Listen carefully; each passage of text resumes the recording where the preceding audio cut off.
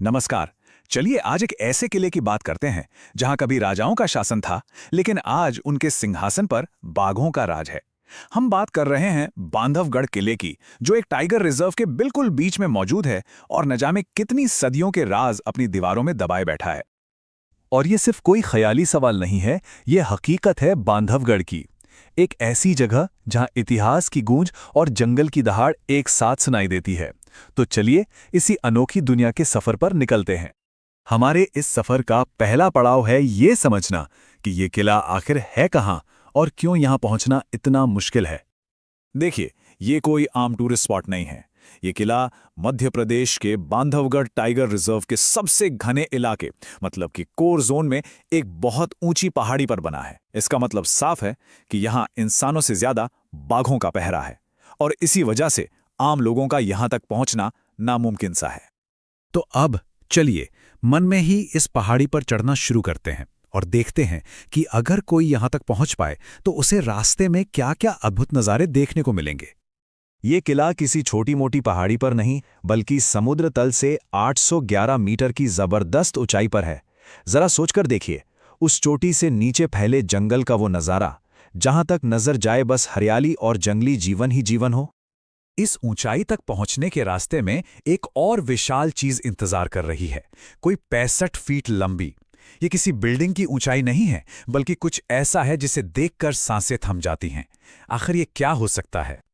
वो 65 फीट की लंबाई है इस अद्भुत कलाकृति की, शेष शैया। यहाँ भगवान विष्णु शेषनाग पर आराम कर रहे हैं, और सबसे हैरान करने वाली बात यह है कि इस पूरी मूर्ति को एक ही विशाल चट्टान को काटकर बनाया गया है। वाकई जंगल के बीच छिपा एक अविश्वसनीय खजाना है ये। तो ये तो हुई रास्ते की बात, लेकिन इस किले की असली आत्मा तो इसकी कहानियों में बसती है। वो प्राचीन कहानी जिससे इसे अपना नाम मिला। इस किले की नींव सिर्फ पत्थर और गारे से नहीं, बल्कि रामायण की कथा से जुड़ी है। माना यह जाता है कि जब भगवान राम लंका पर विजय पाकर लौटे, तो उन्होंने ये किला अपने भाई लक्ष्मण को तोहफे में दिया था। और देखिए, इसी कहानी से इस जगह को अपना नाम मिला। बांधव यानी भाई, और गढ़ मतलब किला, तो बांधवगढ़ का सीधा सीधा मतलब हुआ भाई का किला।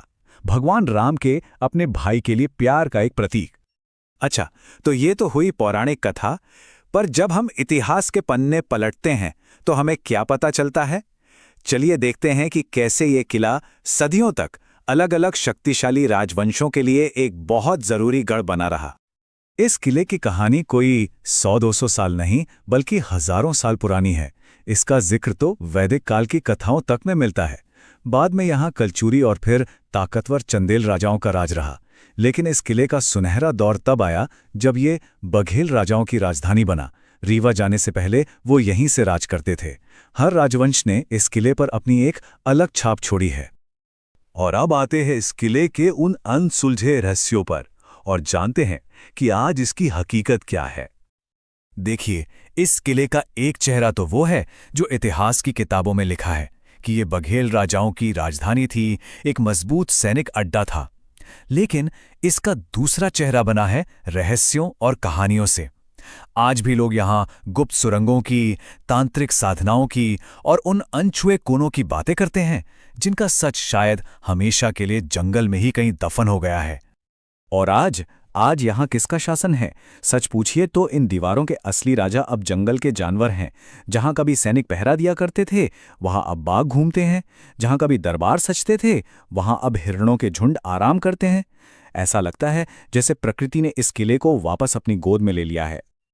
और यही बात हमें एक सवाल के साथ छोड़ जाती है कि इस घने जंगल की हर पत्ती के नीचे इस पुराने किले के और न जाने कितने राज दबे पड़े होंगे। शायद कुछ कहानियां ऐसी होती हैं जिन्हें जंगल हमेशा के लिए खुद में ही समेटे रखना चाहता है।